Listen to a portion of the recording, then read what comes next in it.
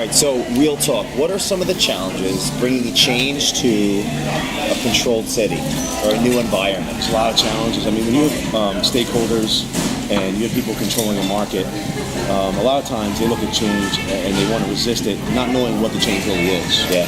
And the change could be good and could benefit them. And what happens is obviously age. Age is the first thing. You know, people sometimes see it's abnormal for a guy in his, in his 30s to be a real estate developer. Usually, Jay, they're 40, 50, 60 years old. Yeah. So I'm very young for my profession. You're what, 22, right? Yeah, right. But I look at it like, when it comes to change, instead of fighting the resistance, you got to create the new. Creating new is very important. And the difficulties you have is people are going to always look at that and say they're going to judge you for your age, and they're going to judge you by you saying you're going to change, you're going to affect me. But ultimately, if you think about some of the things I want to do in Wilmington, it's positively going to help the stakeholders in the city.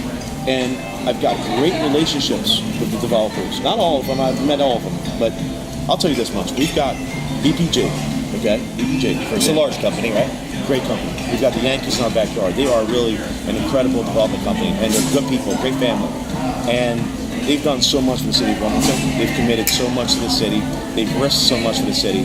And, I couldn't imagine Wilmington without those guys. Really, it's scary. But they've done an incredible job. And my vision was to always come in and complement a development company like that. It wasn't to compete, but it was to complement. It was to go in and say, can we build it on? Can we work together? Can we get to the final goal? Can we get to that common goal, right? Yeah. That finish line. Can we get there? And the thing about vision is, it changes. I know my vision in the city of Wilmington is 15 to 20 years. And after that, I got to hand the torch down because time takes over. Time takes over. And I understand that right now, the vision is tremendous. 15 years from now, it may not be. So you have to take advantage of the time period. And I think what's great about right now is what I want to bring to the city hasn't been done. It hasn't been done. No developer has really done it. And that's what's creative about it. But the great thing is I'm willing to work with all the stakeholders, developers, to get to that final goal.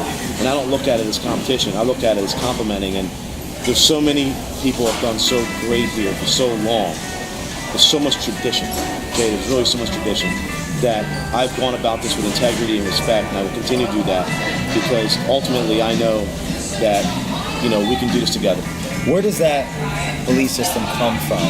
You believing that we can do this together, there isn't competition, there's complementing. They can have a different mindset, but I look at it like, I'm not your competition. Your competition is crime. Your competition is jobs. You can't create them. Your competition is trying to sell someone a vision that's 20 years old. Your competition is people saying maybe you own too much. Joey Boss is actually a compliment for you, and he is a product of possibly your vision. So if you're resisting a person who's a product of your vision, you don't believe in your real vision. And I look at it as I'm a product of the vision that was created here because there's so much has been done here and there's so much great things that have been done that I'm a product of it. I don't need that to come it was in. inevitable for someone like you that could see where it could go next. Yeah, I don't want to be the richest developer in the city of Wilmington. I want to be the greatest listener that's ever been in the city of Wilmington. That's my goal. It's not to be the greatest developer, be the greatest listener. And that's how I look. I'm going to use that the next time I go on a date. It'll work for you.